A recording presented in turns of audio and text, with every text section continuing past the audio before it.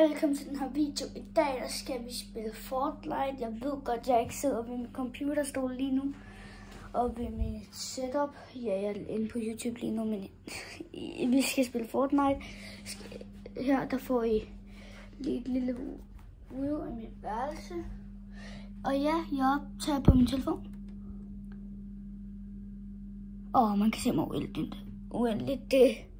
Ja, hvad fanden var det for en besked nu? Ringlight, eller Rimlight, jeg kan ikke huske, hvad det hedder. Men jeg sætter jeg lige her, fordi nu skal jeg have det over til mit setup. Det jeg plejer at filme i.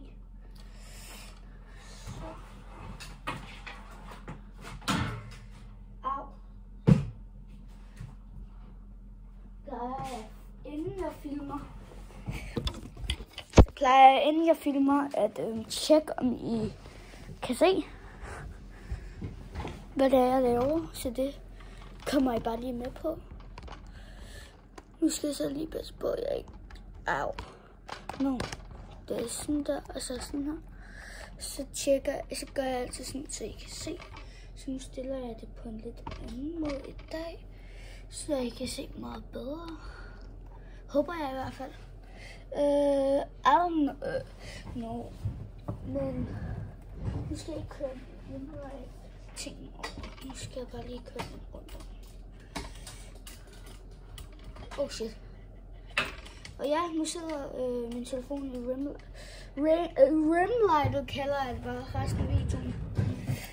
Som sagt, vi skal spille Fortnite. I kan ikke se det der hjørne af min skærm, så jeg kan lige... Jeg er lidt tilbage. Sådan der. Lige at samse på. Ja.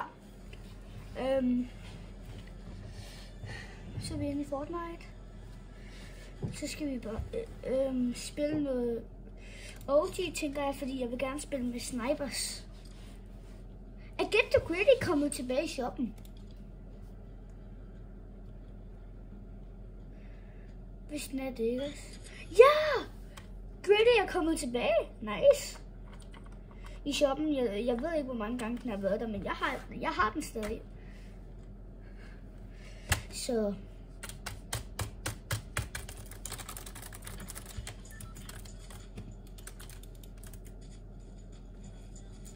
Marshmallow! Altså, det er marshmallow dans. Så jeg har Gritty der.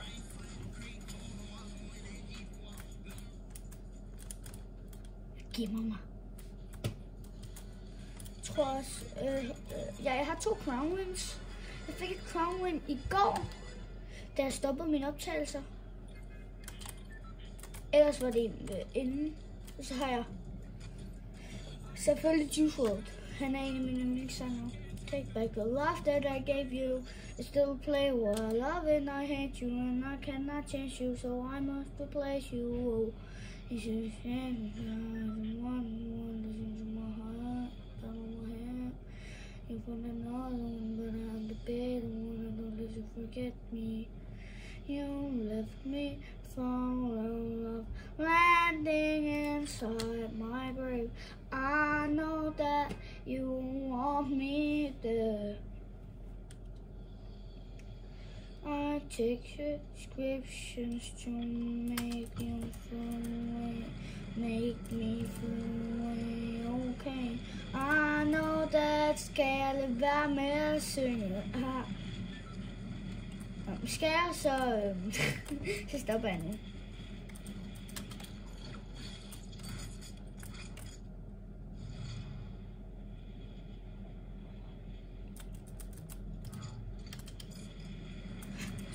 Som set så lander vi i Pleasant Park.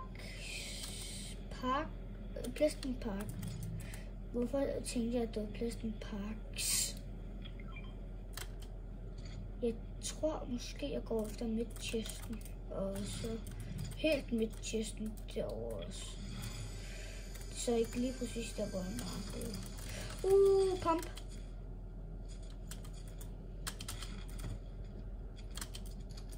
Pump er jo den bedste shotgun i OG, synes jeg.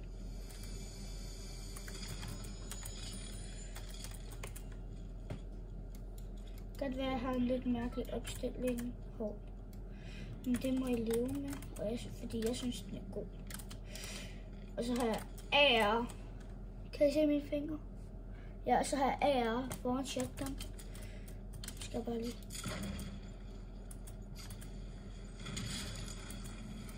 Easy kill. Han blev bare skudt med en granat, og han ved ikke engang sætte den med det. Assault. Check. Smoke grenades.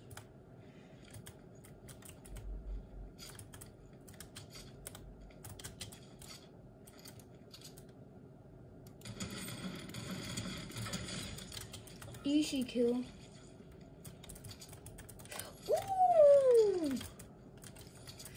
Hvorfor brugte han ikke sin AR? Han kunne i hvert fald ikke ramme. Jeg ved ikke, om han brugte den. Han kunne i hvert fald ikke ramme. Og det...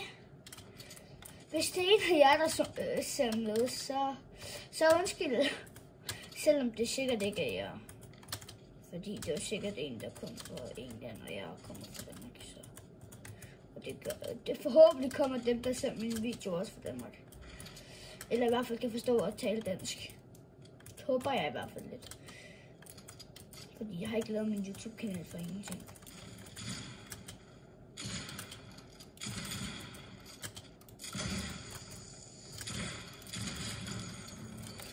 Han har også en pump, men hvorfor er der ikke nogen, der kan finde ud af at ramme?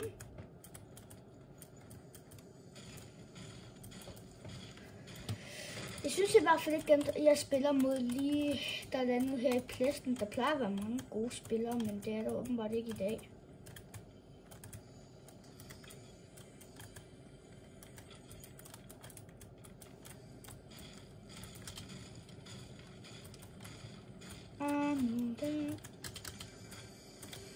Yes, der. Ikke.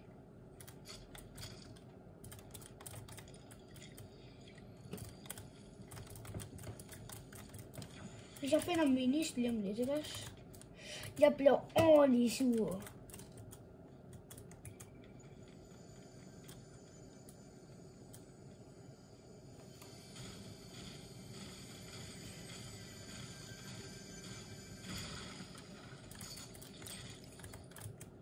Så gengæld fik jeg flere shockwaves. Jeg fik impulsgranater.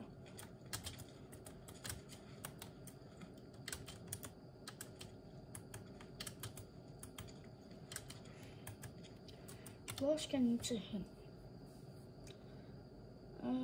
Jeg prøver at se, om jeg kan nå over til droppet der. Inden det bliver taget.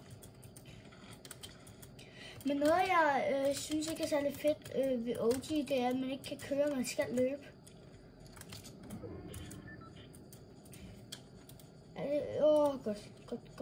Godt. Nu skal jeg lige se, fordi der er stor chance for, at der er nogen der ude. Men jeg har ikke nogen sniper, så jeg tror ikke, jeg vil kunne ramme dem.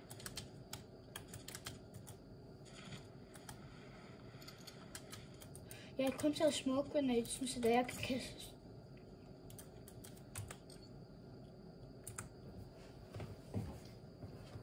Hej. Nå. Det var bare lige en af mine venner, der joinede hurtigt. I kender ham nok også fra YouTube. Han hedder Frølund Gaming, tror jeg stadig han hedder. Han laver ret fede videoer, synes jeg selv. 2 sekunder. Jeg stiller mig lige her i den her buskorte, fordi jeg skal lige... Nej, jeg kan ikke skrive nogen besked, fordi jeg optager på min telefon. Jeg har ikke lige glemt.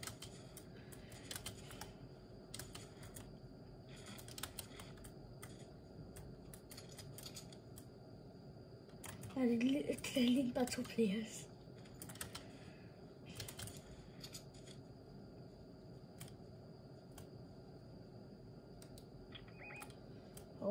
Jeg skal bare lige se, hvad er det der? Er det et big?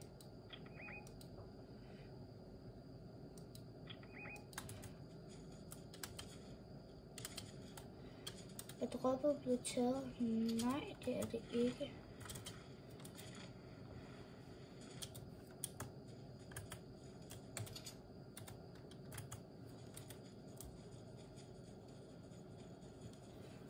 Jeg er ikke stadig på vej over.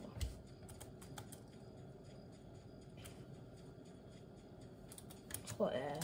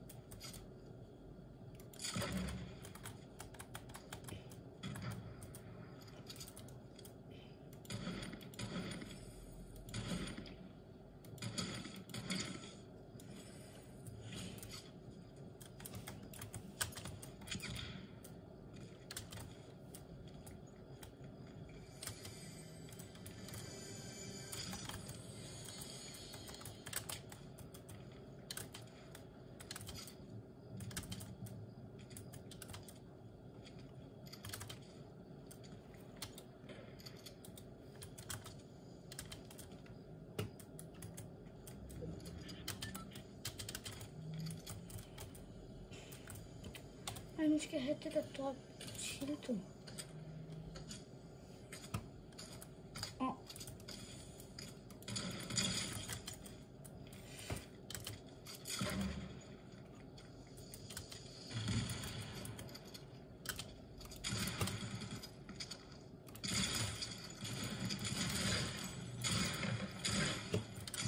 Ham der, han skal være der. Hvis det er en Milo ellers.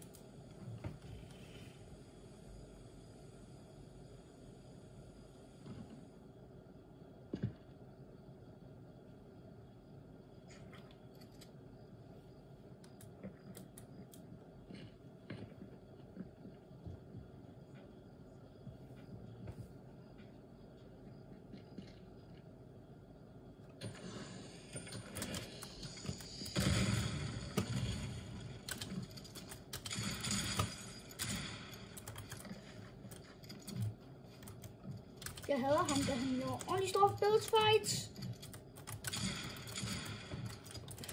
Jeg er ordentligt lavet.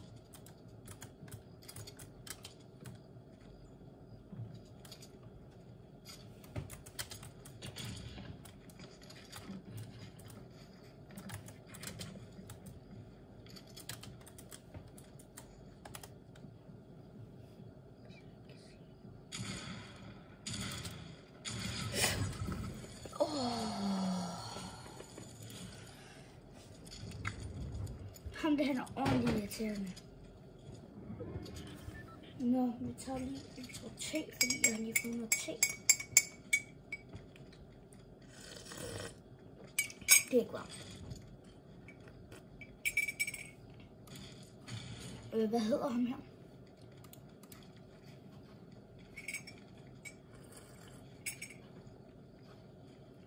Picasso. Nå.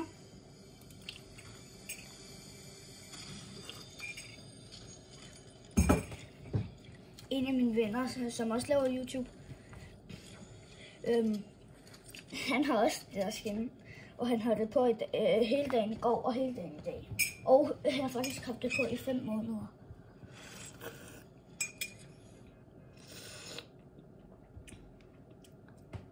Har han ikke taget det skin af.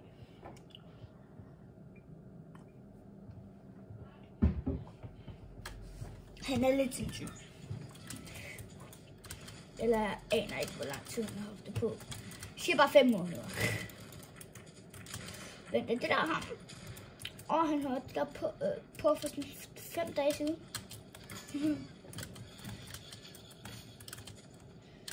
Jeg kan lige tjekke, bruger han det skal. Ja, det gør han faktisk. Hov, I må ikke se hans navn.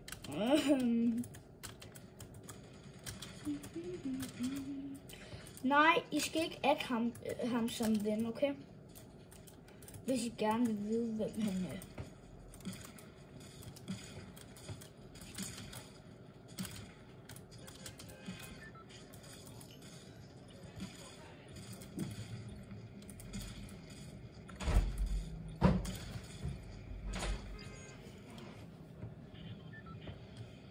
Så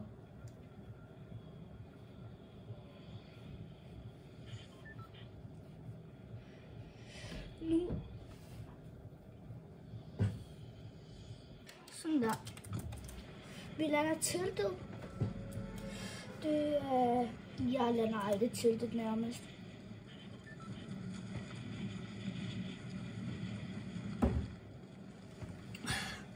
For eksempel når det er at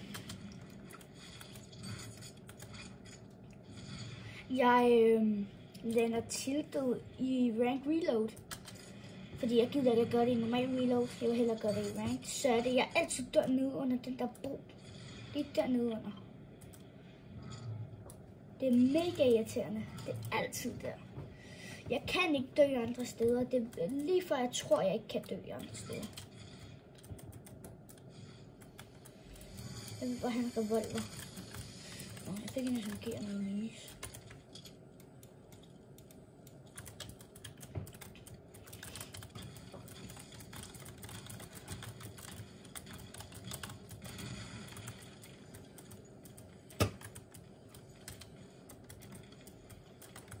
Big shield.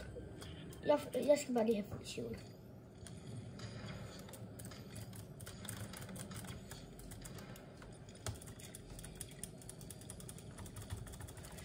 Og hvis jeg ikke kan høre mit keyboard ret godt, så vil jeg gerne meget undskylde for det. Bro, give me that grenade launcher. Give me that shit, bro.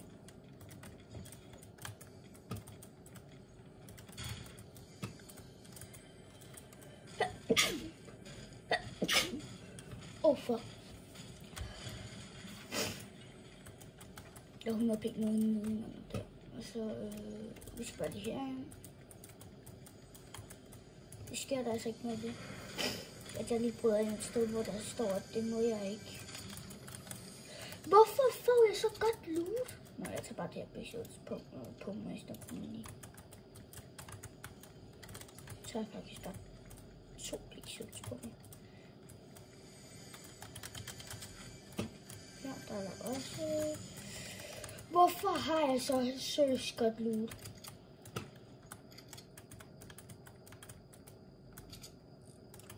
Altså, jeg vil godt have en ære, men altså...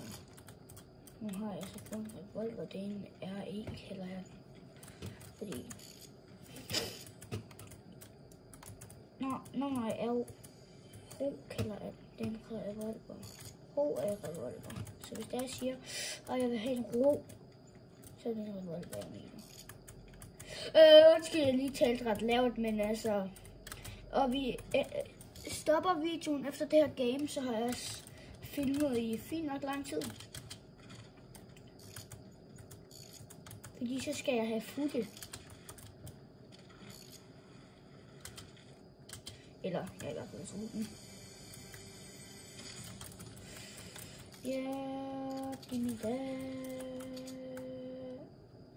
And give me that.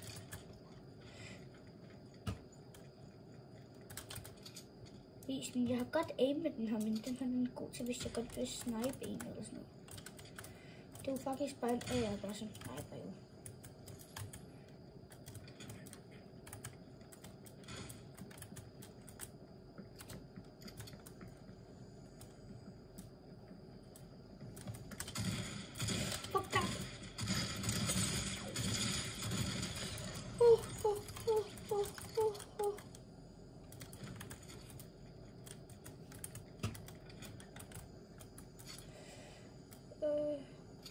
bare lige stå.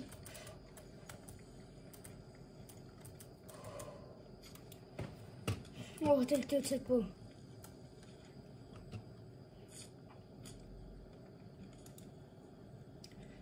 Det var ordentligt tæt på, at jeg skulle slutte videoen.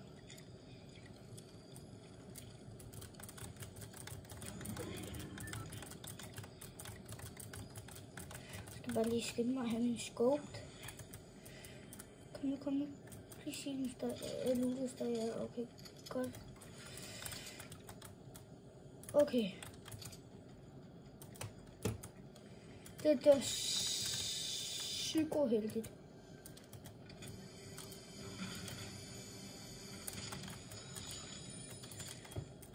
Hvad er det der? Nogle slæbjuice. Gider jeg ikke gå efter det der critting chest.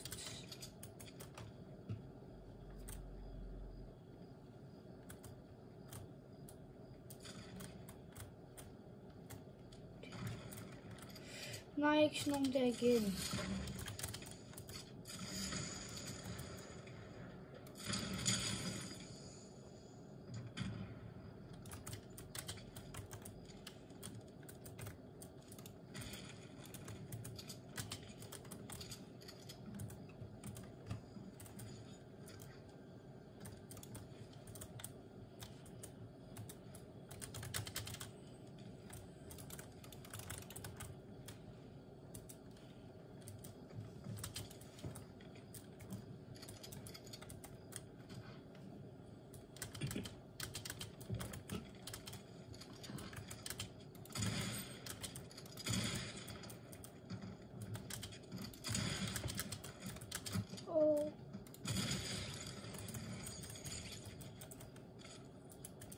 Selvfølgelig dør ham der. Han bruger ikke sin shotgun. Altså, hvorfor er han så kukuk? Kan ikke bare lige placere den der fælde, altså.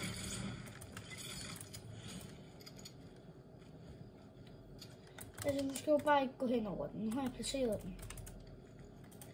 Fordi jeg har lyst.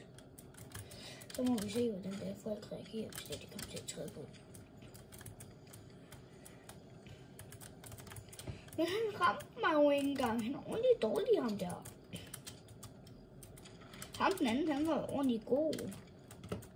Men jeg har kun fået 2 kills. Fordi jeg føler, at jeg har dræbt 15.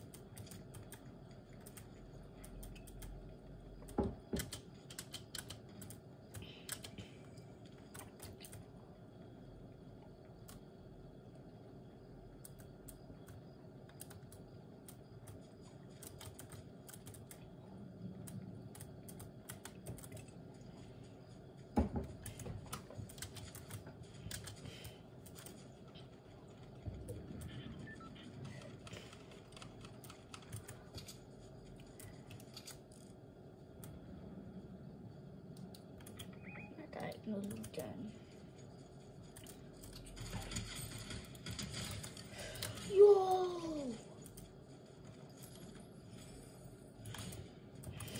Han har virkelig heller ikke godt loot, tror jeg lige. Han har lootet herovre.